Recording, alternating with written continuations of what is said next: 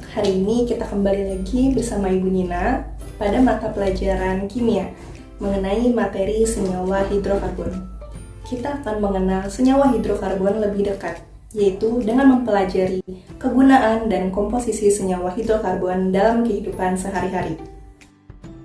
Dalam kehidupan, senyawa hidrokarbon digunakan di berbagai bidang, yaitu bidang pangan, bidang sandang, bidang papan, bidang perdagangan, serta bidang seni dan estetika. Coba kalian perhatikan benda-benda berikut ini.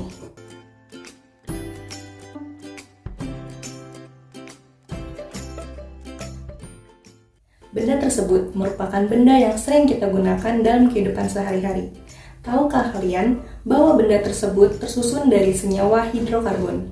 Sekarang, coba perhatikan benda di sekitar kalian. Adakah yang terbuat dari plastik?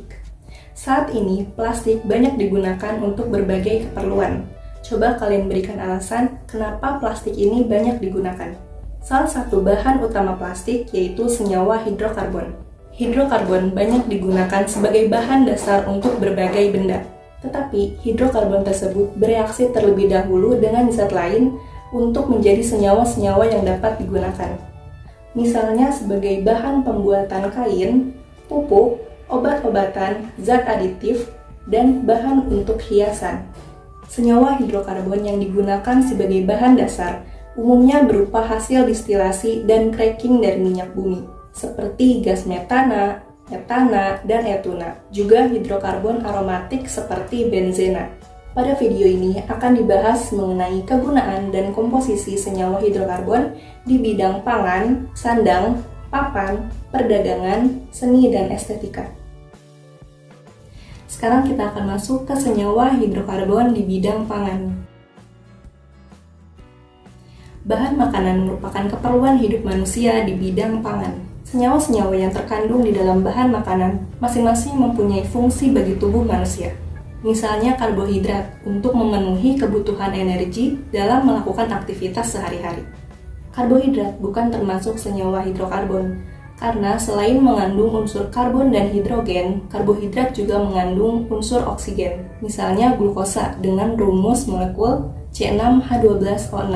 Senyawa ini merupakan bahan alami dan bisa langsung diambil dari tanaman. Senyawa karbon lainnya yang terdapat dalam makanan yaitu protein dan lemak. Senyawa hidrokarbon di bidang pangan berperan dalam penyediaan makanan. Sedangkan untuk memasak bahan makanan digunakan bahan dasar seperti minyak tanah atau LPG. Saat ini banyak makanan dan minuman yang dikemas dengan cita rasa dan aroma yang beraneka ragam, serta dapat disimpan dalam jangka waktu yang lama. Pada makanan ini telah ditambahkan zat aditif makanan. Zat aditif adalah zat yang ditambahkan ke suatu produk makanan atau minuman, seperti garam, gula, cuka, dan zat pewarna. Apakah zat aditif sama dengan zat adiktif? Bahan dasar zat aditif ada yang berasal dari senyawa hidrokarbon, yaitu benzena dengan rumus C6H6. Untuk mengenal berbagai zat aditif sintetis yang berasal dari hidrokarbon, kalian bisa melakukan beberapa kegiatan ini, yaitu dengan memperhatikan komposisi zat pada kemasan makanan dan minuman yang dijual di pasaran. Misalnya seperti permen, sirup, kue-kue kering. Kemudian kalian tentukan mana saja yang termasuk bahan kimia alami dan bahan kimia sintetis. Bahan-bahan kimia sintetis ini biasanya dicantumkan dalam kemasan makanan, seperti berikut ini. Zat aditif yang berasal dari senyawa hidrokarbon misalnya pemanis sakarin dan sodium siklamat. Keduanya ini mengandung bahan dasar benzen C6H6. Bahan pengawet lainnya yang mengandung bahan dasar senyawa turunan benzen yaitu natrium benzoat yang biasanya digunakan untuk pengawet manisan buah dan minuman. Senyawa ini merupakan senyawa hidrokarbon aromatik yang bentuknya siklik, tak jenuh, dan berbahaya. Selanjutnya kita masuk ke senyawa hidrokarbon di bidang sandang. Untuk keperluan sandang, senyawa hidrokarbon mulai digunakan untuk mengganti bahan alam seperti kapas, sutra, dan wol. Bahan pakaian sintetis memiliki harga yang lebih murah dan dapat diproduksi secara besar dalam waktu yang singkat. Produk ini termasuk polimer yang terbuat dari berbagai senyawa hidrokarbon molekul kecil yang disebut dengan monomer. Nah, senyawa hidrokarbon apa yang digunakan sebagai bahan dasar dalam pembuatan bahan pakaian sintetis? Yuk kita perhatikan bagan berikut ini. Oke, di sini ada bagan pembuatan beberapa bahan sandang yang berasal dari senyawa hidrokarbon. Yang pertama yaitu bahan dasarnya berupa metana, kemudian etilena, akrilonitril, dan menjadi serat akrilik. Nah, serat akrilik ini biasanya digunakan pada pembuatan baju hangat seperti sweater atau pada pembuatan sarung tangan. Yang kedua yaitu bahan dasarnya berupa etena, kemudian etilen oksida, akrilonitril, dan menjadi serat akrilik juga. Tetapi bahan dasarnya adalah etena. Kemudian pada pembuatan dakron itu bahan dasarnya adalah etena, kemudian etilen oksida, etilen glikol, menjadi dakron. Dakron ini biasa digunakan dalam pembuatan baju kemeja. Kemudian pada pembuatan nilon, bahan dasarnya yaitu butena C4H8, kemudian butadiena, heksametilendiamin, dan menjadi nilon. Nah, nilon ini biasanya digunakan dalam pembuatan kaos kaki. Nah, coba kalian tentukan termasuk golongan hidrokarbon apa bahan dasar sandang yang tadi terdapat di bagan. Bahan sandang sintetis umumnya merupakan polimer dari beberapa senyawa kimia yang bahan dasarnya adalah senyawa hidrokarbon, yaitu metana, etana, butena, dan benzena. Hidrokarbon tersebut direaksikan dengan zat lain untuk menghasilkan monomer-monomer yang mengandung oksigen dan mengandung nitrogen.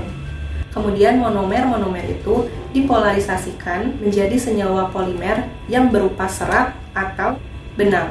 Serat atau benang tersebut kemudian diolah menjadi kain-kain yang digunakan sebagai bahan sandang. Nah, sekarang coba kalian perhatikan pakaian yang biasa kalian gunakan, kemudian kalian tentukan pakaian jenis apa yang terbuat dari nilon, serat akrilik, dan dakron. Sekarang coba kalian perhatikan bahan-bahan yang digunakan untuk membangun rumah kalian. Ada yang tahu terbuat dari apa bahan-bahan tersebut? Dan apakah menurut kalian ada yang berasal dari senyawa hidrokarbon? Untuk menjawab pertanyaan ini, kita akan belajar mengenai senyawa hidrokarbon di bidang papan. Jika dari pertanyaan tadi kalian ada yang menjawab kayu, bata, atau semen, maka jawabannya benda-benda tersebut bukan berasal dari senyawa hidrokarbon. Pada umumnya, semen dibuat dari campuran batu kapur, tanah liat, pasir, dan senyawa lainnya. Nah, sedangkan bahan bangunan yang dibuat dari senyawa hidrokarbon yaitu cat dan kaca plastik atau fiberglass. Cat ada yang bahan dasarnya berupa metana, etana, atau butena. Nah, sekarang coba kalian perhatikan berbagai jenis cat sesuai dari bahan dasarnya. Nah, di sini ada berbagai jenis cat sesuai bahan dasarnya. Yang pertama, ada bahan dasarnya itu metana. Jenis catnya itu adalah cat vinil dengan rumus kimia C4H6O2N, di mana kegunaannya itu adalah sebagai cat tembok. Kemudian di bahan dasar kedua yaitu ada etena dengan jenis cat latex styrena butadiena, di mana rumus kimianya itu C20H30N. Kegunaannya itu sebagai cat tembok. Kemudian bahan dasar yang ketiga yaitu ada propena. Dengan jenis catnya itu adalah cat damar alkid dengan rumus kimia C11H10O5N. Kegunaannya itu sebagai cat kayu atau cat besi. Selain cat, bahan bangunan lain ada yang terbuat dari polimer senyawa hidrokarbon. Misalnya daun pintu, atap plastik, bak mandi, dan pipa-pipa air. Coba kalian perhatikan tabel berikut ini.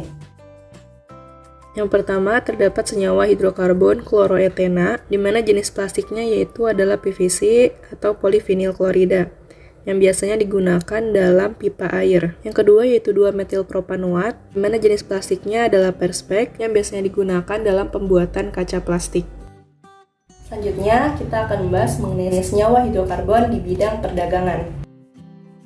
Berbagai produk industri banyak diperdagangkan untuk berbagai keperluan sehari-hari. Misalnya barang-barang dari plastik, pupuk, pestisida, deterjen, karet sintetis, dan obat-obatan. Semua bahan tersebut dibuat dari zat kimia dan diolah di pabrik secara besar-besaran. Nah, senyawa apa yang digunakan untuk membuat produk tersebut? Oke, di sini ada proses pembuatan berbagai jenis plastik. Yang pertama, bahan dasarnya itu adalah CH4 metana, kemudian metil alkohol, formaldehid, dan menjadi melamin. Nah, melamin ini biasa digunakan dalam pembuatan alat makan seperti piring, mangkok, gelas. Nah, kemudian di sini ada C2H4 etana dalam pembuatan politena atau polietilena C2H2N. Nah, politena ini merupakan senyawa hidrokarbon yang biasa digunakan dalam pembuatan kantong plastik. Pada bagian tersebut dapat dilihat bahwa plastik ada yang bahan dasarnya berupa metana, etena, dan propena. Plastik yang paling banyak produknya yaitu politena dan polietilena, di mana pembuatannya melalui polimerisasi adisi, yaitu penggabungan monomer-monomer etana yang berikatan rangkap dan berwujud gas, sehingga terbentuk polimer yang ikatan antara C dan C-nya tunggal dan berwujud padat. Nah, untuk contoh pembentukan polimernya, di sini ada monomer etena.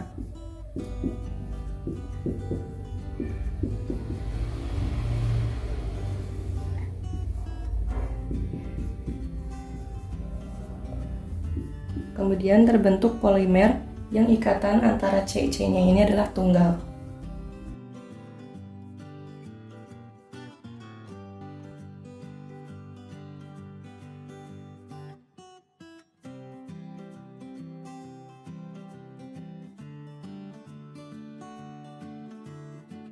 Sekarang kita perhatikan tabel mengenai berbagai jenis plastik dan kegunaannya.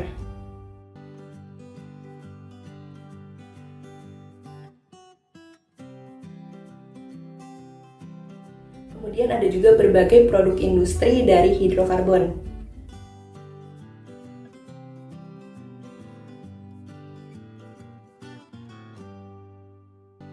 Nah, sebenarnya obat itu sudah sejak dulu ditemukan, di mana dulu itu obat dibuat dari bahan alami, misalnya akar tanaman dan daun. Kemudian sekitar tahun 1800, obat-obatan dari senyawa kimia mulai diproduksi. Seperti yang dilakukan oleh seorang ahli kimia dari Perancis, yaitu Charles Frederick Gerhard pada tahun 1853. Ia membuat aspirin sebagai obat penahan sakit. Nah, bahan dasar aspirin ini dapat berupa benzena dan etena. Kemudian pada tahun 1950 mulai diproduksi juga paracetamol sebagai obat penahan sakit. Dan hingga saat ini paracetamol ini banyak digunakan. Sekarang kita masuk ke senyawa hidrokarbon di bidang seni dan estetika. Coba kalian perhatikan di rumah kalian, adakah benda-benda seni seperti lukisan, perhiasan, atau kerajinan tangan lainnya? Nah, biasanya beberapa benda seni ini ditempatkan di ruangan atau dipakai di badan untuk menambah estetika dan keindahan. Lukisan umumnya dibuat dari cat yang sebagian komponennya berasal dari senyawa hidrokarbon. Coba perhatikan tabel berikut mengenai beberapa benda seni dari hidrokarbon.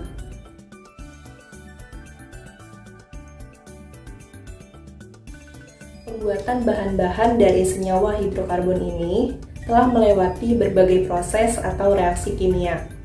Nah, itu tadi materi mengenai kegunaan dan komposisi dari senyawa hidrokarbon di berbagai bidang. Ibu ingin kalian memberikan contoh-contoh dari senyawa hidrokarbon di bidang pangan, sandang, papan, perdagangan, serta seni dan estetika yang tentunya ada di sekitar kalian.